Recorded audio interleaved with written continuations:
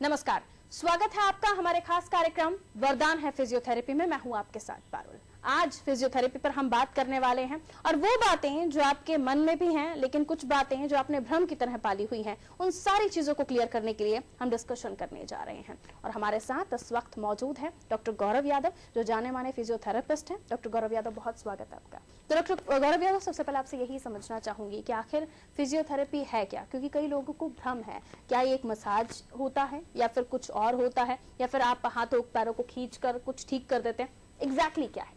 Okay, मैं बताना चाहूंगा आपको कि फिजियोथेरेपी क्या है। फिजियोथेरेपी की ऐसे फिजिकल वर्ड जिसमें हम फिजिक्स के प्रिंसिपल यूज करके हम हमारे जो मेन फंक्शन होता है मसल्स, जॉइंट्स और पेशेंट्स को मोबाइल रखना, कि वो कितने हद तक अपने सारे जो जॉइंट्स है उसके तरीके एफिशिएंटली वर्क कर रहे हैं कि नहीं कर रहे हैं।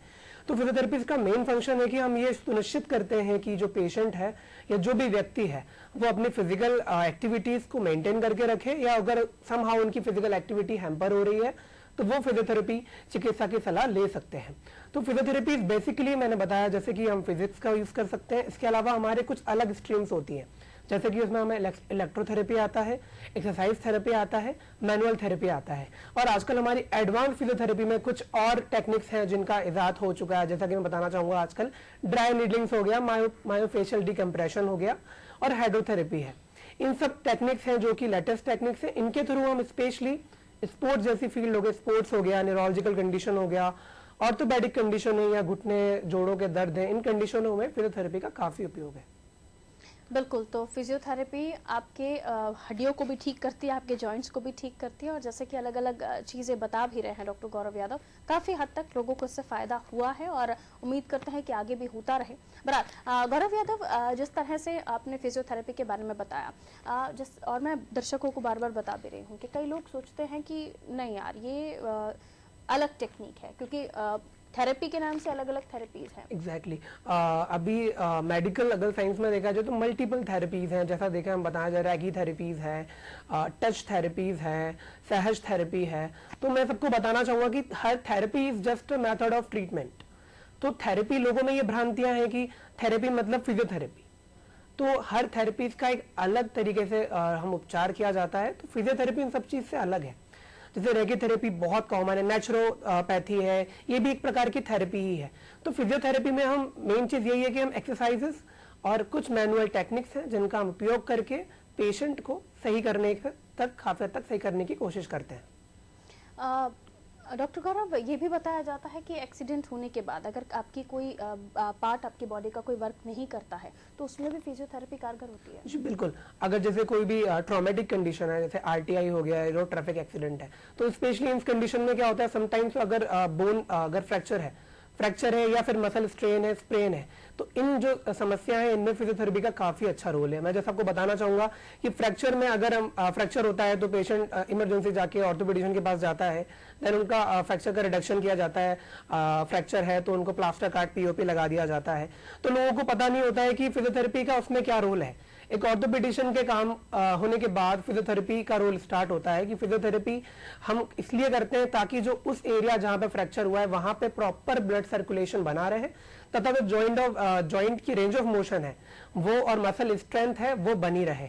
और इसके अलावा मैं बताना चाहूंगा सॉफ्ट टिश्यू इंजरीज में, जैसा मैं बताना चाहूंगा कि मसल स्ट्रेन हो गया या मसल के फाइबर ब्रेक्स होते हैं या फिर लिगामेंट इंजरी होती है, जो कि मोस्ट प्रोबेबली हम स्पोर्ट्स में देखा जाए तो जैसे क्रिकेट हो गया, फुटबॉल हो गया और कबड्डी, इन सब गेम्स में ये इंजरीज बहुत ज्यादा कॉमन होती है। तो सॉफ्ट टिश्यू इंजरीज में भी फिजियोथेरेपी का काफी रोल होता है।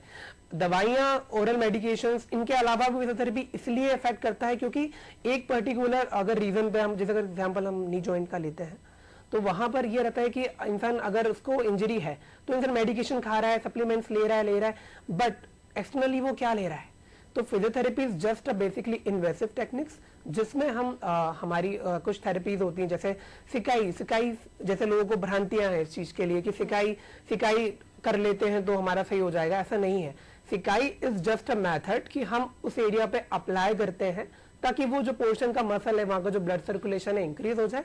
उसके बाद हमारी कुछ इलेक्ट्रिकल मोडालिटीज होती हैं जो हम पेशेंट्स को अप्लाई करते हैं ताकि जो उस एरिया की जो टिश्यूज में इंजरी है वो हील हो जाए। तो कुछ ग्रेड्स रहती है, उसके अकॉर्डिंग फिजियोथेरेपी का महत्व होता है कि किस प्रकार की इंजरी है तो किस प्रकार का फिजियोथेरेपी का ट्रीटमेंट सुनिश्चित करना है। बिल्कुल, यानी आपने ये बताया कि अगर सॉफ्ट टिश्यू इंजरी आपको हुई है तो और आप साथ में फिजियोथेरेपी लेते हैं तो वो टिश्यूज भी रिकवर जल्दी होने लगते हैं। एग्जैक्टली। चलिए, यहाँ हमने बात की जिस तरह से आपने बताया कि फिजियोथेरेपी में क्या क्या हो सकता है, क्या क्या किया जा सकता है। यहाँ अगर मैं बात करूँ जिन लोगों को, जिन सीनियर्स को, जिन हमारे जो बड़े बुजुर्ग हैं, उनका वेट ज़्यादा पुट ऑन हो जाता है, उसके बाद उन्हें इस तरह की प्रॉब्लम्स बहुत आती हैं, वर्क नहीं कर पाते हैं और मसल्स पेन बहुत ज़्यादा शुरू हो जाता है, क्योंकि जाहिर सी बात है जब एक्टिविटीज़ कम होती हैं तो काफ़ी ज़्यादा हद तक चीज़ें आपकी मसल्स को भी इफेक्ट करती हैं। तो यहाँ पर भी फिजियोथेरेपी काम करती है, और करती है तो कैसे और किन लोगों को ये देना चाहिए? जी, बहुत सही क्वेश्चन किया। आजकल मैं बताना चाहूंगा कि जो इंसान है, जो व्यक्ति हैं, जो भी इनका सिटिंग वक्त ज्यादा है, तो उनका क्या है, सेडेंटरी लाइफस्टाइल उन्होंने अडॉप्ट कर लिया है। इसलिए अगर हम बच्चों की बात किया जाए तो जो हमारे बच्चे एडोलेसेंट्स वाले बच्चे हैं, जो हमारे 11 से 17 साल की उम्र के जो बच्चे हैं, स्पेशली इनमें आजकल जो इलेक्ट्रॉनिक गैजेट्स हैं इनको उपयोग करने में ज्यादा रुचि आने लग गई है। इंस्टेड ऑफ ग्राउंड में जाके खेलना, वो घर पे जाके मोबाइल में गेम खेलते हैं। तो इस प्रकार से क्या है, उनकी फिजिकल एक्टिविटी काफी कम हो चुकी है। तो वो अपना बस उन्होंने डाइट लिया, there he is continuously studying and वो घर पे गेम खेल रहे हैं सिटिंग वर्क में। तो इस वजह से क्या होता है, उनका जो मेटाबॉलिक प्रोसेस है उस पर इफेक्ट होता है। इस प्रकार से जो बच्चों की ग्रोथ होती है, उनका बॉडी स्मार्ट इंडेक्स हो गया, उनकी हाइट हो गई, इन पर भी काफी हद तक फर्क पड़ता है। तो हमारा ये मेन मकसद रहता है कि हम बच्चों को यह बताएं कि आपको फिजिकल एक्टिव रहना बहुत ज्यादा जरूरी है। अगर आप बाहर बच्चों को इसलिए गार्डन भेजें इंस्टेड ऑफ कि हम इलेक्ट्रॉनिक मीडिया पे गेम खेलने के उनको सजेस्ट कर रहे हैं, तो उनको एक्टिव इसलिए रहना ताकि हमारा जो बेसिक मेटाबॉलिक रेट है हमारा वो मेंटेन है। उसकी वजह से हम जो डाइट ले रहे हैं, जो हम फाइबर, फैट्स, प्रोटीन, वो सब तरीके से डाइजेस्ट हो और प्रॉपर तरीके से पूरी बॉडी में डिस्ट्रीब्यूट हो। तो इस प्रकार से फिजियोथेरेपी हम करेंगे तो हमारा वेट रिडक्शन में काफी हेल्प होता है। और अगर हम बुजुर्गों की बात करते हैं तो बुजुर्गों में क्या रहता है, एक एज के बाद, स्पेशली अगर हम फीमेल की बात करते हैं तो after pregnancy, post pregnancy female ज्यादा प्रोन होती है अपने लोअर एब्डोमेन एरिया में फैट डिपोजिशंस के लिए। तो उस चीज में भी क्या रहता है कि फीमेल्स को काफी हद तक एक्टिव रहना चाहिए, अपने कुछ एक्सरसाइज है उसको फॉलो करते रहना चाहिए, क्योंकि मोस्ट ऑफली जो फीमेल्स रहती है मोस्टली सीजेरियन केसेस में होता है, तो उनकी जो लोअर एब्डोमेन मसल्स होती है वो काफी हद तक वीक हो जाती है।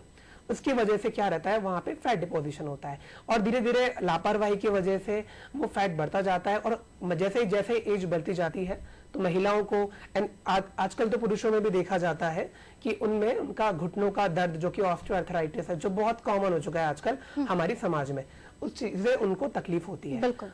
तो हमारा मेन मकसद है कि हम उनके वेट रेजिमेंट पे काम करें, किस प्रकार की एक्सरसाइज करना चाहिए, किस प्रकार की दिनचर्या अपनानी चाहिए, ये हम फिजियोथेरेपी के द्वारा उनको समझाते हैं। बिल्कुल। तो हम देखते हैं खास तौर पर जो महिलाएं हैं और जो पुरुष हैं, एक एज के बाद आप 60 क्रॉस करते हैं, आपके घुटने प्रॉब्लम करने लगते हैं, आपके जॉइंट्स में प्रॉब्लम होने लगता है, और कई बार तो हम देखते हैं स्पाइनल कॉर्ड भी इफेक्ट करता है कई हद तक, फिर आप झुककर चलना शुरू कर देते हैं। तो ये चीजें भी हम देख रहे हैं इन दिनों, डे बाय डे 60 के बाद ही लोग इस मामले में वीक होने लगे हैं। तो डॉक्टर गौरव, क्या ट्रीटमेंट आप देते हैं, किस तरह से ट्रीटमेंट देते हैं, और जो दर्शक आपको इस वक्त देख रहे हैं उन्हें आप क्या बताना चाहेंगे कि अगर घुटने में प्रॉब्लम है, आपको प्रॉब्लम ज्यादा बढ़ रही है, पेन ज्यादा हो रहा है, तो आपको किस तरह से आपको ट्रीट करना चाहिए? आप डॉक्टर गौरव यादव सभी के पास तो नहीं पहुंच सकते, लेकिन उनको और क्या करना चाहिए? अगर वो देख रहे हैं, आपको सुन रहे हैं, क्या कर सकते हैं वो? जी, मैं बिल्कुल इस शो के माध्यम से मैं सभी दर्शकों को बताना चाहूंगा कि जो घर में बैठे लोग हैं जिनको घुटनों की समस्या है, या अगर हम प्रिवेंशन मेजर्स पे बात करें, यह समस्या कुछ एज में आने की, जैसे आपने बताया कि 60 साल की उम्र में के बाद जो समस्या है बढ़ जाती है, तो अगर हम 30 या 35 की उम्र में ही हम समझ जाते हैं कि इस समय से किस तरीके से निजात पाया जाता है, तो हमें कुछ एक्सरसाइज है जो फॉलो करना चाहिए। मैं जनरली करूंगा कि आपको वेट जो मैनेजमेंट है उसमें काफी ध्यान रखना चाहिए, क्योंकि अगर हम स्पेशली घुटनों की समस्या की बात करें तो उसमें वेट का काफी हद तक, क्योंकि अगर आपका वेट बढ़ेगा तो आपके जॉइंट्स पे वेट बढ़ेगा, तो जो जॉइंट की स्ट्रेंथ है वो हमें एक्सरसाइज के थ्रू करनी चाहिए। जैसे कि मैं अभी इस माध्यम से मैं आपको डेमोस्ट्रेट तो नहीं कर पाऊंगा, बट कुछ एक्सरसाइज जैसे कि हम स्टेशनरी साइकिलिंग है, हम साइकिलिंग करें या और साइकिलिंग करें, कुछ हम एक्सरसाइज रहती है, आइसोमेट्रिक एक्सरसाइज रहती हैं। आप पैर को जनरली, अगर आप घर पे सिटिंग वर्क है तो उनकी जनरली मूवमेंट करते रहें, जो अपना joint of range of motion है वो आप मेंटेन रखें। आप कुछ एक्टिविटीज, अगर आप नाइट वॉक पे जा रहे हैं, आप मॉर्निंग वॉक पे जा रहे हैं, तो वो आप मेंटेन रखें, ताकि जो आपका वेट रिडक्शन है या वेट मेंटेनेंस है वो प्रॉपर रहेगा। और जो जॉइंट्स में एक्स्ट्रा बर्डन आ रहा है, और उसके अलावा अगर आपको तकलीफ है या आपको प्रिवेंशन करें, तो आप एक जरूर फिजियोथेरेपिस्ट से कंसल्ट करें। बिल्कुल, तो अगर प्रॉब्लम ज्यादा बढ़ जाती है तो आपको फिजियोथेरेपिस्ट से कंसल्ट करना चाहिए, ना कि आप सिर्फ ये सोचते रहें कि वो प्रॉब्लम अपने आप ठीक हो जाएगी। और आप दवाइयां लेंगे पेन किलर, तो उससे भी आप ठीक नहीं होंगे, क्योंकि पेन किलर भी एक हद तक काम करते हैं। उसके बाद आपको अपनी ओरिजिनल प्रॉब्लम पर ध्यान देना जरूरी हो जाता है।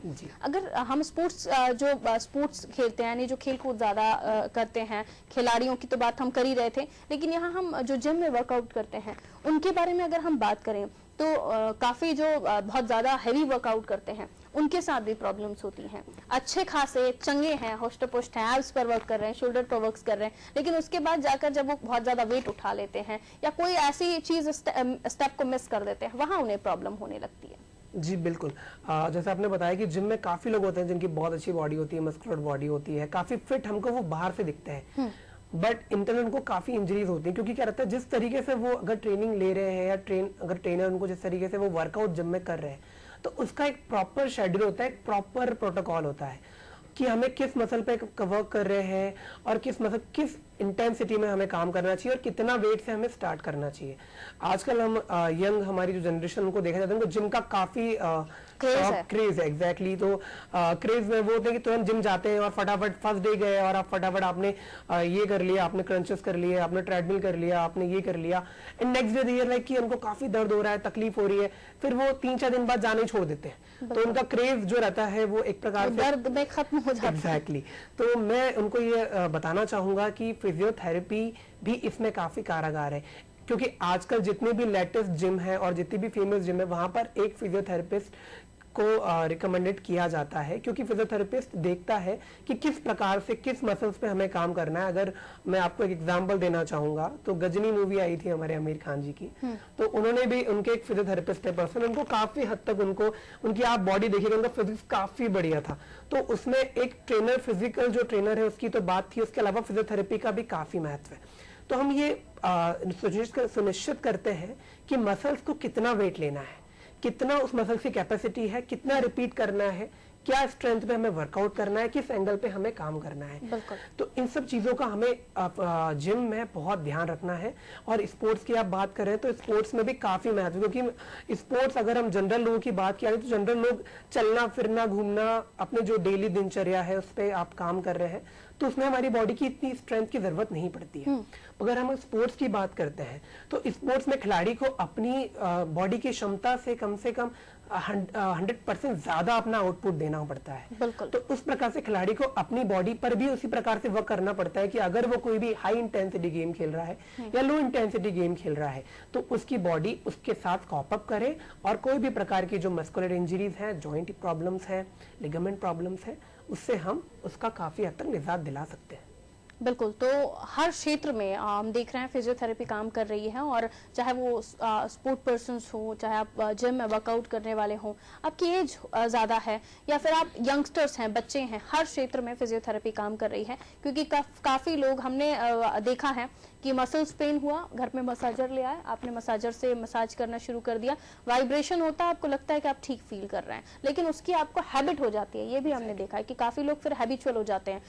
एक तरह का बेड भी हमने देखा है कि वो वाइब्रेशन वाला बेड यूज करने लगते हैं और सोचते हैं कि इससे आपको रिलैक्सेशन मिल रहा है और अब आपको फिजियोथेरेपिस्ट की जरूरत नहीं है। तो ये जो थॉट्स हैं, ये कितना ठीक है? ये थॉट्स बहुत गलत है एक्चुअली। मैं यहाँ पे बिल्कुल क्रॉस करना चाहूंगा और मैं दर्शकों को बताना चाहूंगा कि जैसा मैम ने बताया कि आजकल बहुत चलन में है कि एक बेड मिलता है। मैं उस कंपनी का नाम मेंशन नहीं करूंगा, बट मैं इस शो के माध्यम से बहुत इंपॉर्टेंट बात है जो कि स्पेशली आज ऑल ओवर इंडिया लोग वो बेड लेने लग गए हैं, क्योंकि इस बेड में क्या होता है, कुछ हीटिंग पैरामीटर्स होते हैं। आप लेट जाते हैं, उसमें वो रोलिंग करते हैं, जो आपकी स्पाइनल की जो मसल्स होती हैं, आपको बॉडी को काफी अच्छे से रिलैक्स फील करवाते हैं।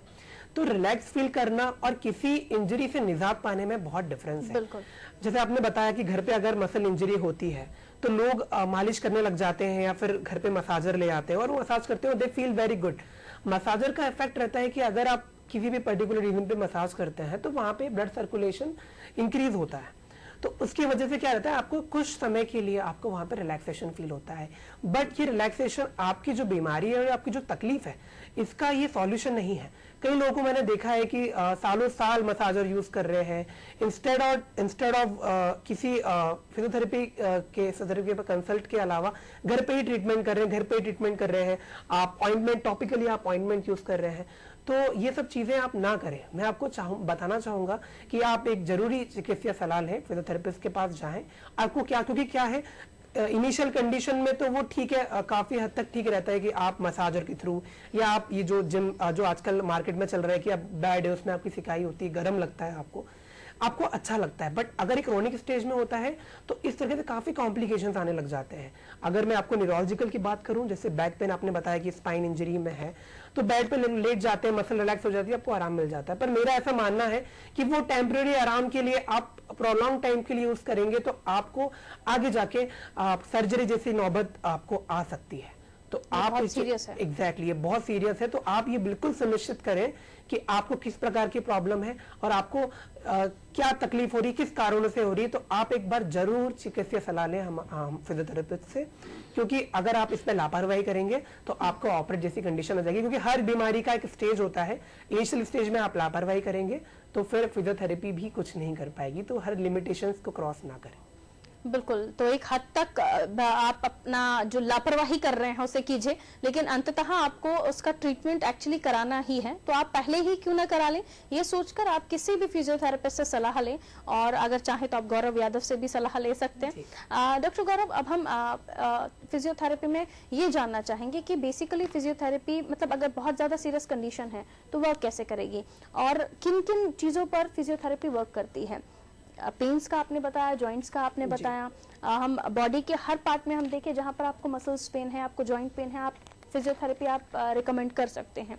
लेकिन अगर हम बात करें कि सिर्फ इस चीज के लिए फिजियोथेरेपी ही काम करेगी, जी क्या है वो? तो मैं बताना चाहूंगा आपको, पेशेंट को हम किस प्रकार से चलाना है, किस प्रकार से जो पेशेंट का हाथ और पैर काम नहीं कर रहा है, किस प्रकार से उसको रिजेनरेट करके, पेशेंट को मोबाइल करके पेशेंट को इंडिपेंडेंट करना है कि वो अपनी डेली जो दिनचर्या उसकी छूट चुकी है उस पर वो वापस रिटर्न आ सके। तो स्पेशली न्यूरोलॉजिकल कंडीशंस में फिजियोथेरेपी का बहुत ज्यादा महत्व है। तो लोगों में अभी भी भ्रांतियां हैं कि घर पे मालिश कर लेते हैं, ये कर लेते हैं। तो बिल्कुल, अगर आपको मालिश करनी है तो आप एक बार जरूर फिजियोथेरेपिस्ट से सलाह लें, उसके बावजूद ही आप मालिश करें। घर पे अगर कहीं पेशेंट होते हैं जो पैरालिसिस होते हैं, कोमा में होते हैं, तो उनके लिए एक्सरसाइज बहुत ज्यादा इंपॉर्टेंट, क्योंकि उनकी बॉडी का ब्लड सर्कुलेशन मेंटेन करना बहुत जरूरी है। अगर वो मेंटेन नहीं रहेगा तो पेशेंट को कई कॉम्प्लिकेशंस होते हैं, जैसे कि बेड सोर्स हो गया, लेटे लेटे उनको घाव बन जाते हैं उनके शरीर पर, या फिर उनके शरीर एक अगर काम नहीं करता तो एक ही पोजीशन में रहकर उनका जॉइंट फ्रीज हो जाता है, तो वो रेंज ऑफ मोशन नहीं आ पाती है। तो फिजियोथेरेपी का न्यूरोलॉजिकल कंडीशन में बहुत ज्यादा उपयोग है। तो मैं आप सभी को बताना चाहूंगा कि अगर आपको थोड़ा भी कहीं प्रकार पे लगता है कि आपको आपका हाथ पैर काम नहीं कर रहा है, सुन्न हो रहा है, आपको तकलीफ हो रही है, तो एक बार जरूर आप फिजियोथेरेपिस्ट को दिखाएं, ताकि वो आपकी समस्या को समझ सके और उसको आपसे निदान प्रदान करें। डॉक्टर गौरव, ये जो आपने बताया कि न्यूरोलॉजिकल कंडीशंस में ज़्यादा होता है, लेकिन इन दिनों हम देख रहे हैं आप और हम बहुत ज़्यादा सिटिंग वर्क हमारा रहता है, और सिटिंग वर्क में स्पाइनल कोड हुआ, नेक की तरफ जो पेन होना शुरू हो जाता है, और ये बना ही रहता है क्योंकि आप वर्किंग लोग हैं, ज्यादा हम नहीं मूव कर सकते। तो क्या उसके लिए करना चाहिए, आप क्या एडवाइस करना चाहेंगे उसके लिए? जी बिल्कुल, आजकल आपने बताया कि हम लोग, अगर हम यंगस्टर की बात करें या फिर जो लोग प्रोफेशनली हैं, जो जॉब करते हैं, घंटों सिटिंग बैठे बैठे काम करते हैं, तो उनके लिए ये मैं बताना चाहूंगा कि आप अगर बैठे हुए हैं तो एटलीस्ट 45 मिनट के बाद आप उठें, और जेंटली आप अगर चाहे तो आप कॉफी पिए या हल्का सा बॉडी को स्ट्रेच करें, और आपकी कुछ एक्सरसाइजेस हैं वो आप करते रहें। जनरल स्ट्रेचेस एक्सरसाइज रहती हैं जो आपकी दिनचर्या में आपको अपनाना है। अगर आप कंटिन्यू बैठे रहेंगे तो आप एक जगह पे बैठते तो कंटिन्यूसली वहां पर उस पर्टिकुलर हमारे बॉडी के पोर्शन पर इफेक्ट पड़ता है, तो वहां के जो मसल्स हैं या जो ब्लड सर्कुलेशन है वो हैम्पर होता है। उस वजह से वहां पे झंझनाहट, मसल का सुन्न हो जाना, या आपको बहुत तीव्र तरीके से शूटिंग पेन होता है। और अगर आप ऐसा कंटिन्यू काफी देर तक करते रहते हैं तो ये काफी गंभीर समस्या में हो जाता है। जैसे कि मैं आपको बताना चाहूंगा, स्लिप डिस्क हो गया है या बैक पेन हो गया, नेक पेन है, सर्वाइकल स्पॉन्डिलाइटिस है, इस प्रकार की समस्याएं काफी आजकल पेशेंट में देखी जा रही है। इवन मैं बताना चाहूंगा कि यंगस्टर्स में ज्यादा समस्या देखी जा रही है। तो मैं ये बताना चाहूंगा कि अगर आप बैठे हुए हैं तो आप ये सुनिश्चित, अगर आप कंप्यूटर ऑपरेटर हैं और अगर कंप्यूटर पे काम कर रहे हैं तो आप ये सुनिश्चित करें कि आपकी बॉडी का ऑप्टिमम पोस्चर क्या है। तो उसके लिए आपको ये बहुत पता होना जरूरी है कि आपका आइडियल पोस्चर क्या है, सिटिंग में आपको किस आइडियल पोस्चर में बैठना चाहिए, क्योंकि अगर आपका सिटिंग जॉब है तो, और अगर आपका स्टैंडिंग जॉब है तो आपको किस आइडियल पोस्चर में स्टैंड तरीके से रहना है। क्योंकि अगर हम इसमें लापरवाही करेंगे, हम लोगों को लगता है कि अगर हम बैठे हुए हैं तो हम लोग कोई सा भी पोस्चर या फिर हम लोग बैड पोस्चर अडॉप्ट कर लेते हैं। टेम्पररी कुछ सालों के लिए हमें काफी अच्छा लगता है कि यार वी आर वेरी रिलैक्स्ड, हमें बहुत अच्छा लग रहा है, बट हमें वो समझ नहीं आता है। बट अगर ये धीरे धीरे चलता जाता है इसी प्रकार से, तो वो आगे हमारी जो हड्डियां रहती हैं, हमारी जो मसल्स रहती हैं, हमारे जॉइंट्स रहते हैं, इनमें ये विकृति उत्पन्न कर देता है, जिसको हम डिफॉर्मिटीज बोलते हैं। इस प्रकार की डिफॉर्मिटी आगे जाके हमें बहुत सारी तकलीफें निजात करती हैं, जैसे कि हमारा नेक पेन, बैक पेन। और इसलिए आपको हमें चाहिए कि हमें इनिशियल अगर प्रिवेंशन पे काम करें तो तकलीफ से काफी हद तक निजात मिलती है। और अगर आप लेटर ऑन आते हैं तो आप बिल्कुल, अगर आपको समस्या है और अगर दवाई खा के आप बहुत परेशान हो चुके हैं, आप पेन किलर पर ही निर्भर है, तो मैं चाहूंगा कि आप जरूर फिजियोथेरेपिस्ट के पास जाएं और वहां पे जाके अपना ट्रीटमेंट कराएं, आपको काफी हद तक आराम मिलेगा। एक क्वेश्चन ये भी है कि जब हम स्टार्ट करते हैं कि किसी को पेन स्टार्ट हुआ है, वो काफी लंबे समय से सफर कर रहा है उस चीज को, वो फिजियोथेरेपिस्ट के पास पहुंचता है, तो कितना समय लगता है उसको उस चीज से छुटकारा दिलाने में आपको? जैसे आपने बताया कि लंबे समय से अगर पेशेंट उपदर्द से है, तो जितना, जैसे मैंने बताया कि अगर इनिशियली स्टेज पर हम कोई भी बीमारी को फाइंड आउट करके उसका ट्रीटमेंट स्टार्ट कर दें तो उसका हमें रिजल्ट्स भी काफ़ी अच्छे होते हैं। और कुछ अगर हम क्रोनिक कंडीशन से काफ़ी टाइम से अगर पेशेंट को दर्द है तो उसमें निजात मिलती है, पर थोड़ा टाइम लगता है। पेशेंट्स को हम ये मोरली सपोर्ट करते हैं कि अगर आप कोई भी क्रोनिक कंडीशंस है तो आपको एटलीस्ट थोड़ा टाइम तक पेशेंस रखें। आप ऐसा नहीं है कि आप आज अपने फिजियोथेरेपी का एक सेशन लिया और आपको आज तुरंत, जैसे आप दवाई लेते हैं तो आपको दवाई में कुछ घंटों के लिए आपको आराम मिलता है, उसके बाद वो आपको सेम इंटेंसिटी में दर्द होने लग जाता है। तो हम लोग भी फिजियोथेरेपी में रहता है कि अगर क्रोनिक कंडीशन है तो पेशेंट्स को इनिशियली आराम मिलता है, जैसा अगर वो ऑरल मेडिकेशन ले रहा है, लेटर ऑन वही नेक्स्ट डे की इंटेंसिटी में होता है। अगर फिजियोथेरेपी को हम कंटिन्यूएशन में अगर 1 मंथ 2 मंथ अगर लेते हैं, या डिपेंड करता है कि कितनी सिवेरिटी ऑफ डिसीजेस है, तो फिजियोथेरेपी काफ़ी इफेक्टिव होती है और पेशेंट को काफ़ी हद तक आराम लगता है। और मैं एक और बात बताना चाहूँगा कि जैसे ओल्ड एजेस हैं, लोग हैं, उनके स्पेशली जीरियाट्रिक केसेस में बताना चाहूँगा कि लोग को जनरली तकलीफ होती है, घुटनों में दर्द हो गया, हाथ पैरों में दर्द हो गया, बहुत वीकनेस लगती है, तो उनको फिजियोथेरेपी अपनाना चाहिए दिनचर्या में। और अगर आप रेगुलर भी फिजियोथेरेपी लेंगे, सुबह शाम 2 टाइम अगर आप 24 घंटे में ले रहे हैं, तो उससे कोई नुकसान नहीं है आपका। बट हाँ, ये है कि आप एक एक्सपर्ट फिजियो से सलाह लेकर ट्रीटमेंट लें तो आपको काफ़ी हद तक आराम मिलेगा और आपकी काफ़ी हद तक जो प्रॉब्लम्स है, जो काफ़ी टाइम से चली आ रही है, उनको काफ़ी हद तक आप कम कर सकते हैं। बिल्कुल, तो आप ऐसा सोचें कि बिल्कुल एक क्लिक के जैसा आपको फील होने लगे एक सेशन के बाद, तो ऐसा नहीं होता है। आपको थोड़ा समय पेशेंस रखना होगा और साथ ही उसके बाद आपको रिजल्ट मिलना फिजियोथेरेपी में शुरू हो जाएंगे। और एक बहुत इंपॉर्टेंट क्वेश्चन, आज जो हमारे व्यूअर्स खासतौर पर स्टाइलिश लुक्स पर ज़्यादा फोकस करते हैं, हाई हील्स पर गर्ल्स ज़्यादा फोकस करती हैं, जो स्टाइलिश दिखना चाहती हैं, अपने पैरों को सुंदर दिखाने के लिए हील्स कैरी करती हैं, स्टाइलिश शूज़ हम देख रहे हैं, पैर फिट नहीं हो रहा फिर भी हम उसमें शूज़ लेकर जा रहे हैं, वहाँ की मसल्स भी आपकी प्रॉब्लम क्रिएट करती हैं। हमने देखा है गर्ल्स की कंप्लेंट्स बाद में एक वक्त के बाद आती हैं कि हमारे टोज में पेन होने लगा है, हमारे एंकल में पेन होने लगा है और उसकी वजह से उनके पैरों में भी मसल्स में पेन होने लगता है। ये एक हद तक जाके फिर बहुत ज़्यादा कहते हैं कि इसका इलाज तो है, लेकिन आप अपने आप को खुद ही तकलीफ दे रहे हैं, उसके बारे में आप क्या कहना चाहेंगे?